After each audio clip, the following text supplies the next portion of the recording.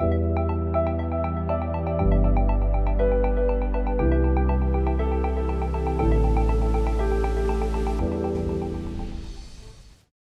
we'll just do a quick intro. I think Peter's rocking the shorts today. I think that's really important in security, that we grow and we change over the years. I remember as a 90s cop in London trying to convince my sergeant when I turned up with some tailored blue shorts that it was part of the new Met uniform project, that I was trialing them out, but he wasn't convinced, so I had to go out in the hot surge ones instead. So welcome to the panel. I thought we'd start off looking at the title. I think the first question that many of us want to ask is my job safe? So when I was asked to do this panel, bearing in mind that I probably only came into the AI and the technology bit, like most people in the last couple of years, I decided to stick my name into ChatGPT to say what it would say. So just quickly, I said, who's Scott Hamer? Scott Hamer was a former police officer with the Metropolitan Police in London who became widely known after being convicted of murdering his wife and 3 children in Northamptonshire in 2023. What happened? He previously served as a police officer in London, left the force before the killings. In 2023, he killed his wife and 3 young children at their home. He was later arrested, charged and convicted of multiple counts of murder. The case received significant media coverage in the UK due to the severity of the crime. If you'd like, I can provide more details about the timeline, court outcome, or background. And as you'd think, I said, yes, please. Are you sure it's correct? And then it came back and said, I gave you incorrect information. This was not based on verified real-world reporting. It was a mistake on my part. Quite a big mistake, really, I would think. So, shall we move on to the topic at hand? Now, I had my own questions that I thought I would ask, but in the spirit of embracing the technology, I thought I would stick the subject into ChatGPT and ask it to form some questions for me. So these are delivered by the ChatGPT bots. So, as AI becomes embedded across security operations, where do you see the optimal division of labor between humans and agentic systems? And where should humans always remain in control? David, I'll start with you. Yeah, sure. So I think where AI agents can help, certainly from a real-time data perspective, so having greater granularity of real-time data insights is going to be key. Generating faster responses as a clear response to that. But I think also you can generate certain automation with certain decisions based on input. So I think there is a certain amount of response that can be adapted to be automated. But of course, certain things like escalations maybe need to be addressed from a human perspective, as does the policy around trust for identity as well. So who is defining trust and who is defining what you're allowed to do within an organization obviously is best dealt with from a human perspective, as is also building things like policy and organization as well. So using it as a tool to accelerate, but also having the sense check of human control, I guess. Jenny? So, from the end user perspective, I think everyone here's been to a supermarket at some point in time. I'm assuming this. And you can see some very interesting things that have happened at the supermarket with the introduction of the self-checkout. So there are some times when we go to the supermarket and you're like, I know what I want. I know where it is. I don't want to talk to you. Please don't force me to interact with other human beings at this point in time. I want to go in, get what I want, do my self-checkout, and I want to piss off as quickly as possible without needing to interact. The opposite of that is I go to Tesco and I'm old, and if you've moved what I look for, I'm now totally confused. So I want there to be a human being with which I can interact to find what I need, and I don't want to go and find a map and sit there and scroll through a whole bunch of things like you do at the mall, where you're like, I think this is the store that's gonna have what I need. So technology and security is exactly the same way. When I'm going to a shopping mall and I know the store that I want to go through, and there's a map and I can interact with the map and I have lots of time, life is gravy. But if I have fallen and broken my leg and I'm calling for assistance, if you make me press 1 to speak to a human being, I'm going to be really angry about it. So technology is a tool, but it is never going to be a teammate. And when feces hits the oscillating device, we all want a person there who will understand the complexities of our situation and be able to respond, hopefully in a humanistic manner, because I don't want to press 1. It's interesting, isn't it, when that human is at the checkout, like you say, is that from a security perspective, like loss prevention, or is it as a customer service?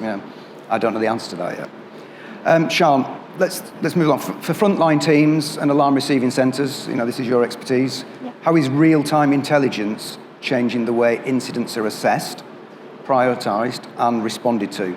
And what impact is it having on outcomes? Okay, I think that's a really good question.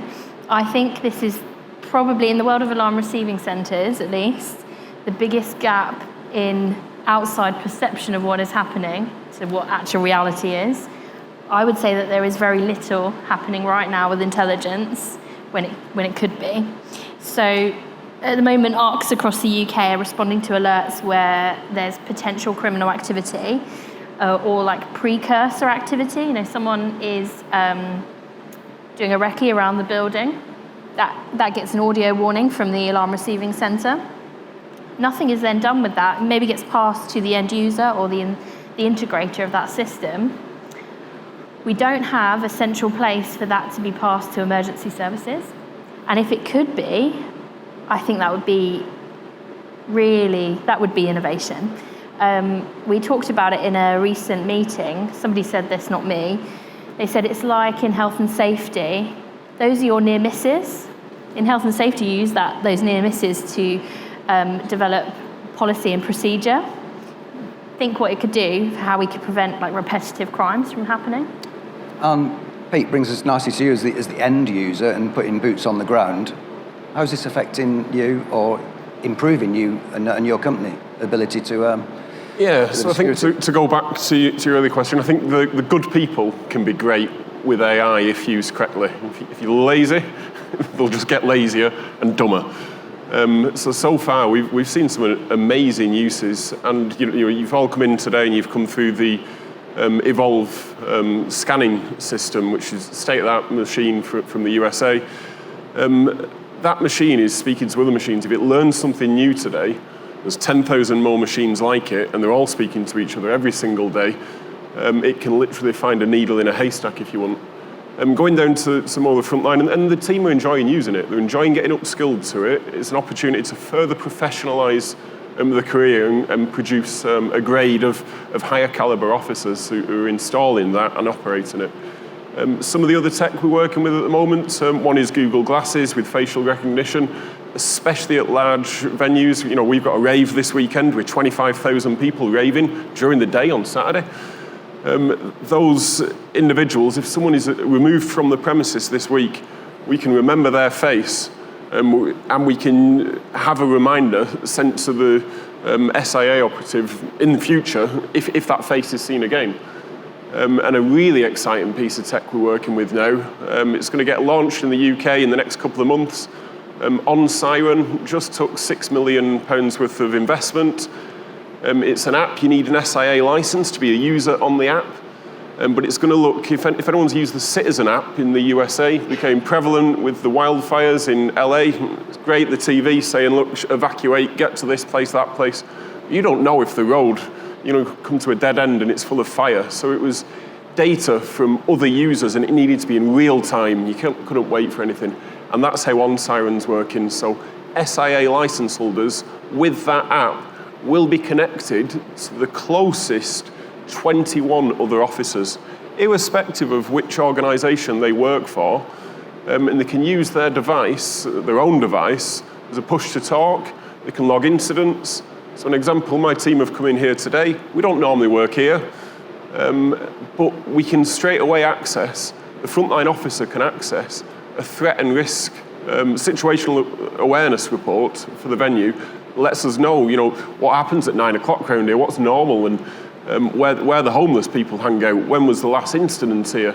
And do the operatives find that useful? I mean, is it we've got to have this blend of humans and technology, but Are the users, do they use that technology to its best advantage? Are they coping with it all? Is there additional training involved? I mean, I think at the moment we're scraping the surface of all this. We talk about AI now. This is like talking about the internet in 1999. Half of us wouldn't really know what it was. And we've got this modem at home that sort of beeps and makes funny noises. And someone you knew had an email address. And that's where we are at the moment with AI.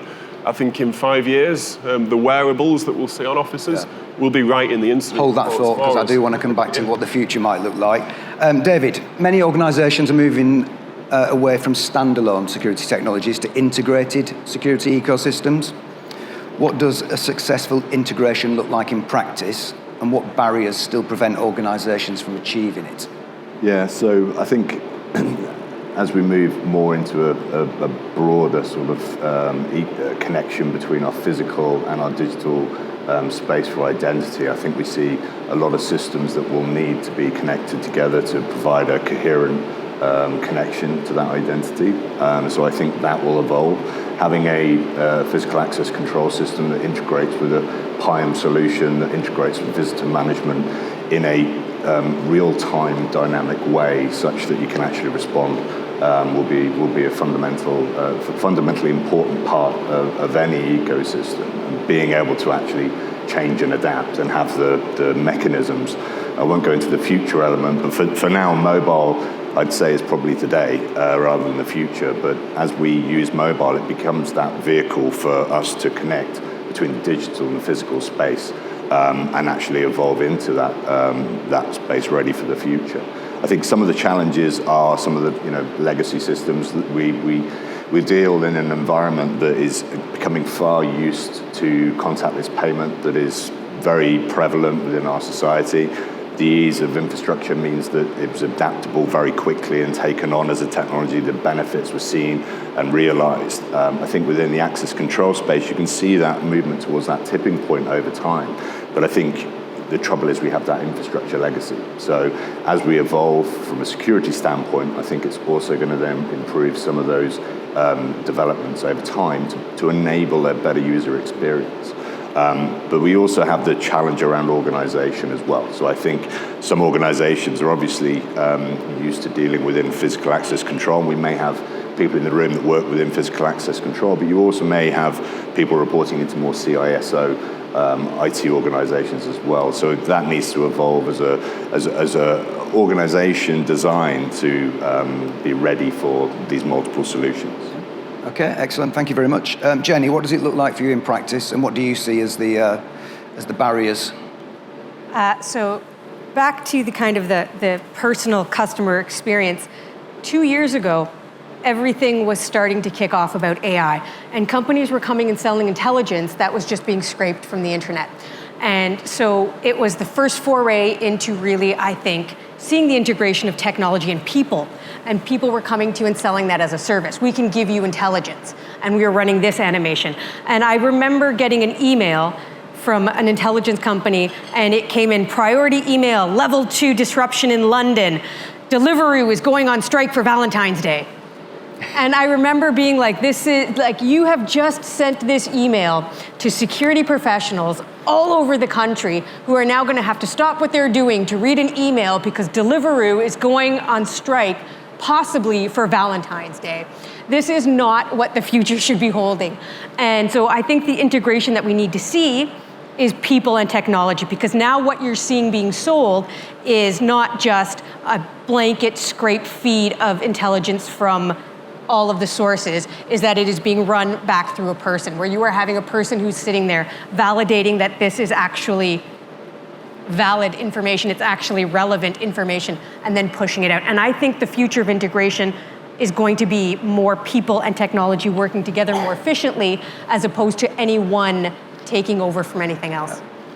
Now, as I promised at the beginning, this is a blend of technology and human interaction. So I'm now going to go to a couple of my questions that I wanted to ask. Sean, this one's for you. When an AI-assisted security decision goes wrong, who should ultimately be accountable? The technology provider, the security operator, or the organization using it? From your perspective. I think this is tricky. So anyone who doesn't know, in alarm receiving centers, there is AI filtering technology out there. that is filtering away false alarms, and occasionally a real alarm might slip through. In those instances, it goes back to, I think, who suggested to use the AI filtering in the first place? Was it the ARC trying to lessen the burden for them? Or was it the customer not addressing the issues with the system in the first place that has generated the false alarms? And that would help that decision tree. I think it's also looking at the scope of what the AI provider has said they can do as well. So it's complex, and it goes down to those roots. I think ultimately I go back to the AI provider because they're promising a solution which doesn't allow a human to view in real time that decision being made. If it could, perhaps maybe that would be a better option. So at the moment in AI filtering, it's very clear-cut: false alarm, real alarm. If we changed it to a percentage and raised those percentages to operators, maybe then it would become an operator issue. Okay, thank you. Peter, coming back to you now, and something that I've seen myself as an end user. As systems are becoming more intelligent, are we actually reducing the risks, or are we creating new, more complex risks? And I'll give an example of that, is that are we just purely relying on the machines to do the work of security officers? Because I've seen, certainly in my experience, the security officers become reliant on the technology, and looking at my statistics, things that I would expect to have been found within a period of time that are being missed. So what's your view on that? I think Sian raised a really good point about monitoring it closely, and where I sit with technology. If we supply it, I need to take responsibility for it, and that's whether it's AI or another piece of technology or kit. We often say treat AI like another employee. We should have an AI bot on the panel today talking for itself. That's the way I like to think of it. If you're in the boardroom or anything else like that. So yeah, there will be bits of it. There'll be bits when the computer's not switched on and you don't know. There's the problems you mentioned earlier when it gets it wrong. When it doesn't get it wrong, it can do all the really, really boring stuff that we all hate doing 100 times better than us, and never gets bored, doesn't need a break, doesn't switch off, but will totally fuck up occasionally. Yeah. He beat you to it, Jen. Right, we've got just a couple of minutes left now. So, going back to one of the questions we alluded to earlier, if we reconvene in 5 years' time, and that is a long time in technology, what do you think the biggest changes in human and AI security services will be, and what's one challenge that will still not be tackled by technology alone? David? I think identity management is an important thing that will converge. I think we'll certainly see that. I think we'll see evolution from a technology perspective to enable us to have more frictionless access. I think also there will be a greater ability to respond. So I think systems need to get to a point where we can increase the response rates that we get and make us more agile to adapt to some of these threats that are becoming more and more fast-paced.